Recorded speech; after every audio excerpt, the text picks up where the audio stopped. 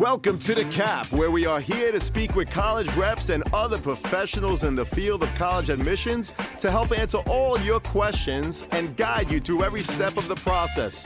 So if you're serious about college admissions, you've come to the right place. Are you ready? Let's talk about it. And now, here's your host, Dr. John Durante. Welcome to The Cap, the College Admissions Process Podcast. I am your host, John Durante, and I am here to introduce you to college admissions representatives and other professionals in the field of college admissions. Our purpose is to serve you, the students and parents, so that you may gain insight straight from the people who ultimately make the decisions. Regardless of whether you apply to a particular school being highlighted in a given episode, you should listen to all of them, as each guest will give you tremendous insight and advice on every aspect of the college admissions process, prompting you to come up with your own follow-up questions for when you visit campus or meet with a college admissions representative yourself. Don't forget to visit our website, www.collegeadmissionstalk.com, or the show notes of each episode to access the alphabetical list of all the colleges available with the related audio link to the right of each school. The alphabetical list provides you with on-demand access to all of the episodes so that you may listen whenever you wish.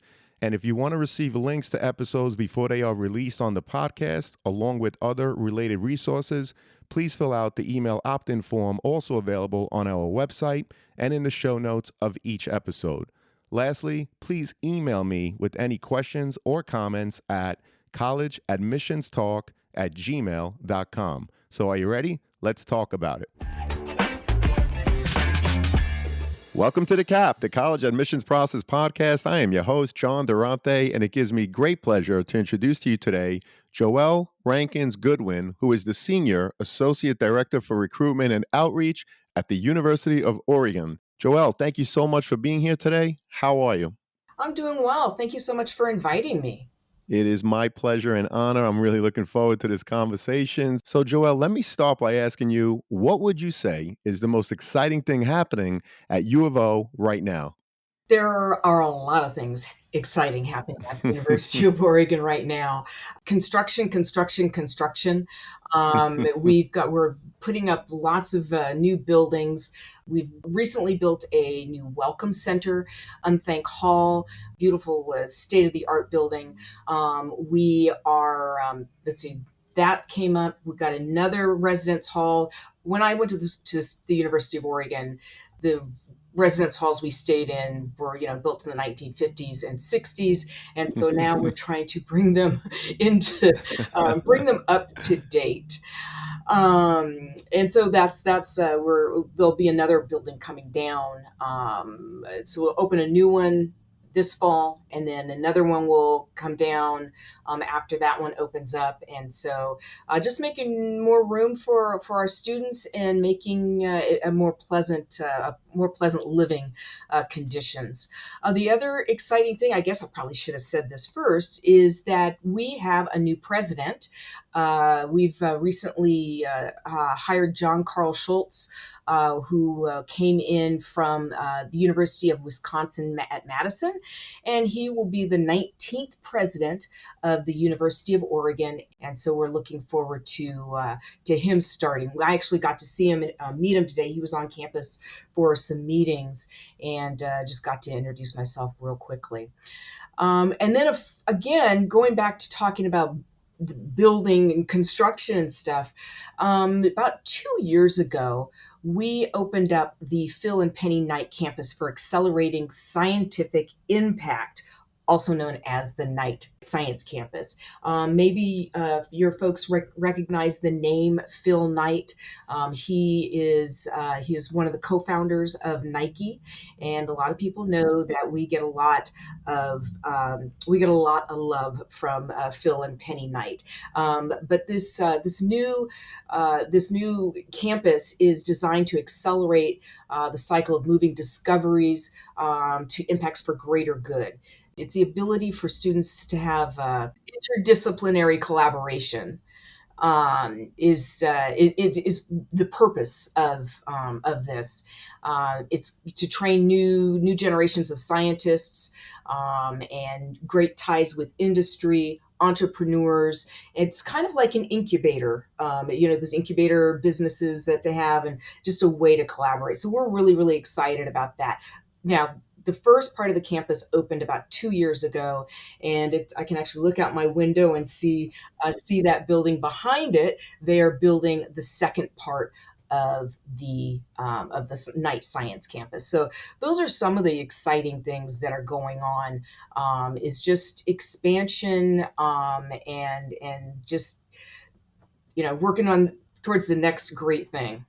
Well, that's a terrific introduction. A lot of new construction, a new Hmm. president, many Hmm. opportunities for internships, and so much more. And I know that the U of O has many great programs, just to name a few: business, journalism, music, education. But what else can you share about the U of O in terms of what you offer in your classrooms and beyond that makes it so appealing for so many students to want to apply and ultimately attend? Here at the University of Oregon, we like to talk about the Goldilocks principle. We are not so big that you're going to get lost in the crowd. Um, we're just kind of, we're not so small, that you don't have a lot of great opportunities. We're really just right. We're right in the middle. We consider ourselves to be a medium-sized university with a student population of just over 23,000. It's 19 about 19,000 undergraduate students. So we're big enough to literally offer you the world. We've got students coming from over 100 countries. We have awesome study abroad programs, that we have within our study abroad. We have a thing, it's called GEO, Global Education Oregon. That is our study abroad program. And within GEO, there are over 300 programs for a student to consider, going to over 100 countries. And so, like I said, we can offer you the world. And our class sizes, like I said, we're considered a medium-sized university. Where median class size is 20. Our student to teacher ratio is 18 to 1. And so some of those lecture courses, of course, that are going to be 200, maybe 250 students. And even then, we're going to break those down into discussion sizes, so students can get to know one another better. And so we really want to make the build the opportunity for students to build their communities, whoever it is that they want to be with, surround themselves with. We really want the University of Oregon to feel like home. We are a liberal arts university, and so with almost 300 majors, minors, and certificate programs for students to look at. So there's so much to offer. And I think that's one of the great things about the University of Oregon is just the opportunities that you have to get out, and literally see the world. Well, we appreciate that overview, Goldilocks reference. I love that, which means just right, right? Not too big, not too small. You mentioned your medium size with 23,000 in terms of your total enrollment, study abroad opportunities to over 100 countries. And as you said, you really can offer your students the world. So, again, thank you so much for that intro. I was also curious, though, when searching for the right college, what should a student be looking for to ensure that they are finding the right fit for themselves and that they are, in fact, the right fit for the schools that they are applying to? Sure. There are students out there applying to 10 plus colleges and universities. I don't even know how, I can't even wrap my head around that, right? I'll tell you, for me, like I said, I'm a graduate of the University of Oregon, and back in the day, I applied to 4 universities, two schools right here in Oregon, another school up in Washington, and then I applied to another school in the South. The two state schools in the end going to be my choices. And for me, and I tell students this all the time, if you can visit, it really, really makes a difference. Not everyone has that luxury, but that's what sold it for me was the feel. This felt like home. Oregon felt like where I needed to be, where I wanted to be, and where I should be. And so, again, if you have the opportunity to visit, do. But if you don't have the opportunity to visit, ask a lot of questions. Schools are we offer Zoom meetings. That we have there's the thing on YouTube called the College Tour, and it's a really a highly produced show with a host and everything. It's really, really good, but they do a great, beautiful, true tour of the University of Oregon and introducing people to what the U of O is about. And so, if you can do those kinds of things to learn more about the schools that you're interested in, I think that that's really, really, really helpful. Well, I appreciate that you mentioned the college tour, and their host, Alex Boylan, is absolutely phenomenal. They have a website so that you can view the videos for free, but it's also on Amazon Prime. So thank you for mentioning that. And I also appreciate you talking about visiting the campus if at all possible, because a lot of times it really is difficult to replicate the feel, as you put it, right? That feeling, that sense of whether or not you feel it's the right fit for you when you're on that campus. It's very difficult to replicate that in a virtual meeting, right? Or just looking at a brochure. Absolutely. So I was also curious, getting into the application process, what does your mid 50% look like in terms of GPA and standardized test scores? And if a student should fall a little below that, what are some of the things that they can do to enhance their overall application? Absolutely. So last year's I've got for last year's incoming freshman class, the middle 50% was a 3.49 to a 4.06. And as I tell all of my the students that I talk to, you could be higher, you could be lower. That's just the middle 50%. So don't be sad if you don't meet those numbers. What do you do if when talked about test scores? So we are test optional. And so if you're lower than that, well, there's a couple of things to do. Show that you are working hard to get that GPA up, if you will. We look at grade trends. I like to talk about. I give it an example of maybe you started out slow your freshman year, but then maybe you worked yourself into rock star status by your senior year. That's a grade trend, and we look at that. Maybe maybe you had the up and down grade trend. Or maybe you were a rock star in the beginning, you were a rock star for 3 years. Senior year, you decided to kick back and kick your feet up. And we tell students, you can't do that. You have got to finish strong. You have got to keep your foot on the gas. And we can see that. Some of we have on our application, aside from your regular essay, we have a special circumstances portion of the essay. And that is for you to tell us, is there something in your application, in your transcript, something in your life that has happened that maybe caused your grades to take a nosedive? Right? Maybe you've been a rock star, and then all of a sudden, junior year, you got really, really sick, and you were out of class for quite some time, and your grades took a dip. Talk to me about that. Don't let me look at your transcript and wonder, wow, I wonder what happened junior year. Tell me about it. Tell me about it in the special circumstances portion of the application. And we read those kinds of things, and we take those things into consideration. Also on the application now, we have the Oregon application, we're on coalition application, and the common application. So on the common app, they ask for up to 10 extracurricular activities, right?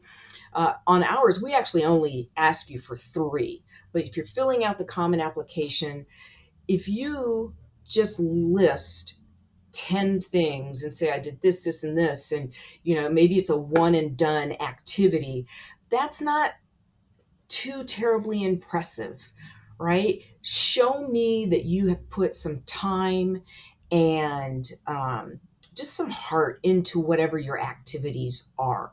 Now, when we talk about activities, not everybody has the opportunity to play on the football team, to play in the band, to you name it, whatever. Some people have to work a job, right?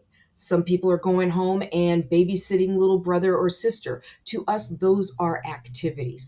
Put them down, but don't just put them down. There's space for you to explain what it is that you're doing and what it is that you're getting out of it. Were you on the football team? Great. Were you the captain of the football team? Were you, I don't know, talk about leadership, uh, camaraderie. What are the things that you're getting out of these activities? If you just list that you played football or you sang in the choir or whatever, that doesn't do a whole lot for me. That just says, okay, you were busy. I want to welcome back Sean Patel, who is the founder and CEO of Prep Expert. He's a Shark Tank entrepreneur making a deal with Mark Cuban back in 2016. Sean, welcome back. How you doing today? I'm doing great. Thanks for having me back, John. So, I just wanted to share with all your listeners real quick that we have an amazing partnership with the College Admissions Process podcast, and we have a really special offer for all of your listeners. So, for any listener who wants to enroll their student into one of our Prep Expert SAT courses, ACT courses, or one-on-one tutoring programs, you can get 30% off just for being a listener of the College Admissions Process podcast.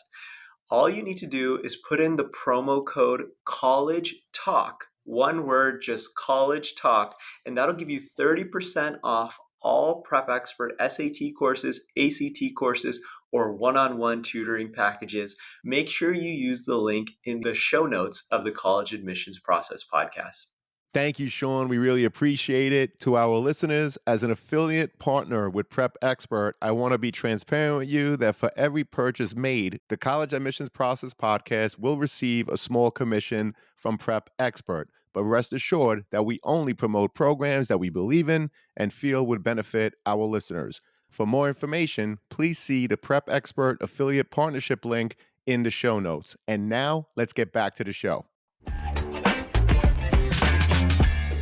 Well, I really appreciate that answer. Particularly, you talked about grade trends, whether they improved or were bumpy throughout high school. And it's important, students, as Joel said, to talk to the reps about why, as opposed to having them speculate as to that why.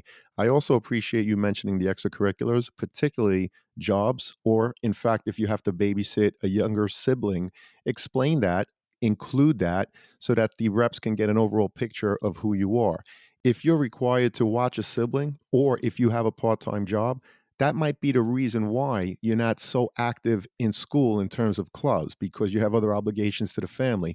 So it's very important not to leave the reps in a situation where they're going to speculate, students, but explain all of this to help your overall application. So we really appreciate that, Joelle. Thank you so much. For sure. And can you walk us through the timeline for applying to the U of O? And what are the important deadlines for students and their parents to keep in mind? Absolutely. So let's start with talking to my juniors out there. Our application, for as long as I can remember, has been available on the 1st of August. So for you students for fall of 2024, the application will become available on the 1st of August. We have an early action deadline, early action being non-binding. If you apply by the 1st of November, you will get a response by the 15th of December. And I tell folks that response is one of three things: accepted, denied, or deferred for holistic review. And then the regular deadline is January 15th. Get your application in by January 15th. You have applied. Ensure that you get any associated paperwork that we may be asking for in by February 15th. That's very important when we're talking about scholarships and things like that, especially our merit-based scholarships. So we appreciate you reviewing the deadlines and specifically talking about the importance of applying early for the scholarship opportunities. So thank you so much for that, Joel. And how does the U of O handle standardized test scores? Of course, we're talking about SATs and ACTs in the admissions process. And what is your policy on test optional admission? Yeah, great question. So as you know, and everybody knows, COVID essentially shut down the opportunity for students to take the ACT and SATs, and so all the schools went immediately, fumbled around and went test optional. We had at the University of Oregon had already planned on going test optional before that happened, and so we went test optional as we had planned, and we will remain test optional for the foreseeable future. As far as scholarships go, we are test blind, and we'll wait to see. We're not positive about that right now. That could change in the future, but for right now, the fall of 2024, we are test optional and test blind for scholarships. Well, based on your experience, Joel, where do you see the test optional trend going over the next 5 years? I see a lot more schools going permanently test optional, and I don't know. I think that the standardized test companies are going to have to change the way they do business, and come up with something different. I don't know what that is. I don't get paid enough money to think that way. But I do see more schools going test optional, and I think that the like you said, the companies are going to have to change the way they do business. Understood, and we appreciate that. Another piece that people talk about is demonstrated interest. So, Joel, how do students demonstrate their interest in the U of O? And is that something that you use as part of your overall application process? Um, yes and no. We have we have many opportunities for students. You can come and visit us on a regular campus tour. We're doing what's called duck days, and that's a day for students have been admitted to the University of Oregon, and they need to have, maybe they've never been here and they need to have that look. It's an all day program that we set out for them, really really nice. Or like myself, I recruit in New Jersey, New York, and Hawaii, and I go to those places. I talk to the students. I might have a reception, a high school visit. That's a way to show that you're interested in the University of Oregon. We do Zoom meetings. We do, you can make an appointment for a phone call. All of these things show that you are interested in the University of Oregon. And so maybe I've got a student on the left hand who has done all the things. They have set up the Zoom meeting. They've come to visit. They came to a reception. They've done all of those things. And then you've got the student on the right hand who's done none of those things. All things being fair, if their files look exactly the same, they could both be admitted, right? So that I'm not going to hold that against someone that they don't have that opportunity. Probably it makes the most difference when it gets down to the wire, and we're looking and you see the student who's done all of these things. We say this student is more likely to commit to the University of Oregon than this person over here that hasn't really done anything to show interest. Understood, and we appreciate the different scenarios. So thank you so much for that, Joel. I was also curious, how does the U of O support students once they are enrolled? In other words, what kind of resources and services are available to help students succeed academically and socially once they're on your campus? Yeah, so let's start with socially. We have over 300 uh, different clubs and organizations. That's including our Division I sports. We've also got club sports, and we've got intramural sports. But also we've got just any number of organizations that you can be a part of. There are, whether it's there's a club called, I think it's Swifties. They're Taylor Swift fans. That's an actual club. That's awesome. um, there's the Rubik's Cube Club, just all kinds of cool things for students to be involved in here on campus. We're located in Eugene, Oregon. We're the second largest city in Oregon. Population's about 110,000, so we get a lot of entertainment that comes to Eugene. We've got the Holt Center for Performing Arts, where you get Broadway shows that will come. We have a number of music venues downtown. Our Matthew Knight Arena, that's the basketball arena here on campus. Concerts coming through: Elton John, Chicago, Macklemore, Bruno Mars, Tim McGraw, Faith Hill. So a lot of folks coming through Eugene. So a lot of things to do. There's no reason for you to be bored here at the University of Oregon or in Eugene. Also, outdoors, if you like the outdoors, this is a place to be. Hiking, biking. We have over 260 miles of dedicated cycling, running trails here in Wow. Lane County. Hiking, biking, kayaking, rock climbing, skiing, all of you name it, and you can do it. And we have a fabulous outdoor club to help students with all of those activities.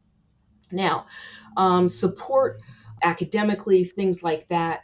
We have great academic advisors here to help our students ensure that they're getting the classes that they need.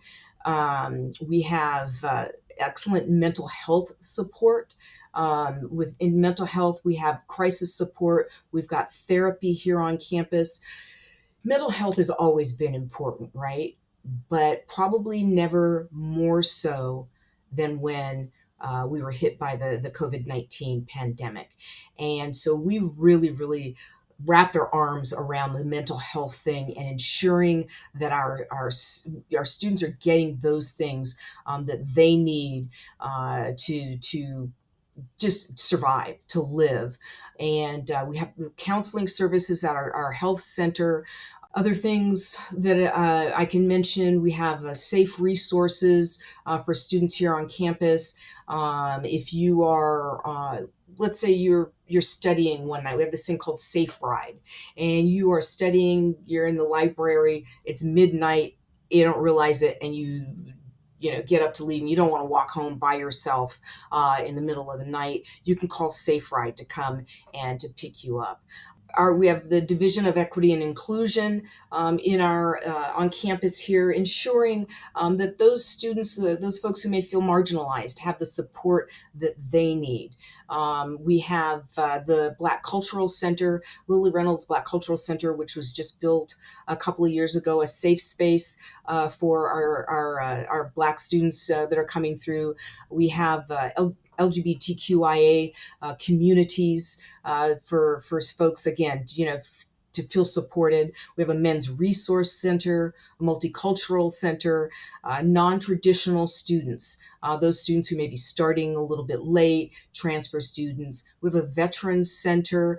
So you name it. I could go on all day long with the different types of support that we have here at the University of Oregon. And one of the things I like to say is that it's I graduated from here in 1986, and we have come so far from where we were when I was a student. So many resources, so much support, and I think that that's important for students to know. Whatever campus you wind up on, they should be there to support you and ensure that you're seeking those folks out so that you can do well and do what you have to do, and that's get your degree. Well, that's terrific. And as you mentioned, there are so many resources and supports for all of your students. 300 clubs and organizations, plenty to do on your campus and beyond. And also for all students, great resources again to ensure that they feel supported and they're thriving once they're on your campus. So, Absolutely. Joel, I always put the Office of Undergraduate Admissions, I link it in the show notes. If there are any other resources that you would like me to link to provide to the students and their parents, just send them to me. And of course, I'll put them in the show notes. So this has been a phenomenal conversation. And before I ask you the last question, Joel, I was curious, are there any questions that I didn't ask that you wish I had? Or is there anything else that you want to leave us about the U of O before I get to that last question? Well, you didn't ask that question that everyone asks about someone from Oregon. Does it really rain that much? Well, does it really rain that much? It does not really rain that much. And in fact, let me see if I can find my so we compare to New York. New York gets about 2% more rain annually than we do. So Oh, there you go. You heard it right here. Oh, you're terrific. Well, thank you so much for sharing that. And Joel, this truly has been a phenomenal conversation. Unfortunately, it does lead us to the last question, which is what are the top three pieces of advice that you would provide a student and their parents getting ready for the college admissions process? scholarships, scholarships, scholarships. And I mean it. Too many times. This can be, I love my job, but it can be heartbreaking. And the phone call that I get every year is so heartbreaking. I'll never forget. I had a conversation. A mom called me. I don't remember. It was quite a few years ago, and she says, "My son was admitted to the University of Oregon. Congratulations, great, but I didn't realize it cost so much.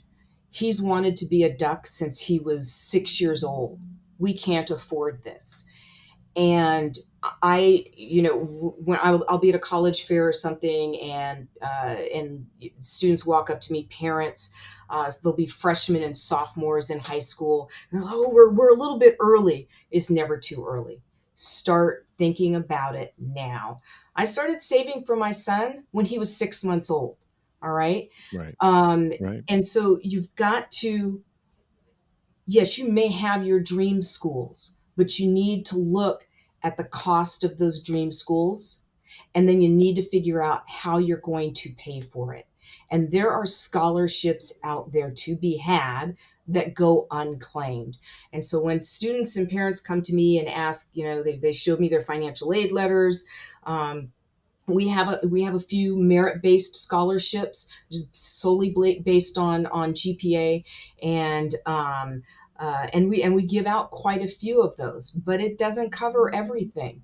And so I point students and parents to certain pages on our website for scholarships, that, depending on which school or major you have within the University of Oregon, there will be scholarships available. But I also point them to some links we have on our website for scholarships outside of the University of Oregon. Fastweb.com, collegescholarships.org, I think it is. And say, start now. Start looking at those scholarships, and 500 here, 1,000 there, 5,000, 10,000 maybe. It all adds up. $500 probably pays for your books for a term. So that really and truly is, right. my advice is to Google is your friend. Okay. When it comes to scholarships, you're going out there and you're building you go like in FastWeb, that I mentioned. You go in and I guess you build a profile, and they tell you about scholarships that you may be eligible to apply for. So go out there and search for those scholarships, and get it paid for. Well, we really appreciate that. The conversation about scholarships, starting early, looking at cost early, and the net price calculator is something that every school has, usually on their website, which is Right. really important because it gives you a solid idea based on your income and your assets in terms of what the annual cost to attend college will be. But also, Joel, you mentioned a lot of scholarship websites. You talked about FastWeb and some others. Again, anything that you want me to link into the show notes, just send it to me, and we'll I make those and more available to the students and their parents. Joel, this was an awesome conversation. I cannot thank you enough, as I know that this is going to help so many students and their parents. I hope to have you again. Thank you for your time and your expertise today. Absolutely. Go Ducks. Go Ducks. Thank you, Joel.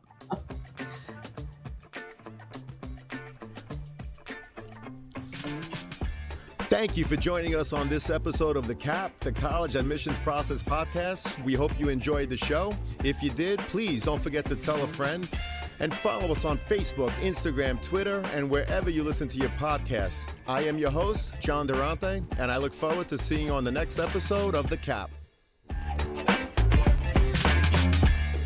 What's up, podcast friends? I'm happy to announce that we've teamed up with some fantastic affiliate partners to further enhance your overall college journey. So, do you or someone you know needs stylish dorm decor, trendy college apparel, or top-notch test prep?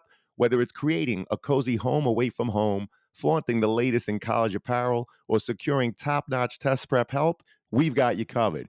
Check out our affiliate links in the show notes within each of these categories, which we believe will help you, our listeners. Please note that if you make a purchase through any of our affiliate links, the podcast does get a small commission. But rest assured that we would only promote products that we believe in and feel would benefit you, our listeners. So check out the links in the show notes and share with anyone you think may benefit. Thank you all, and best wishes.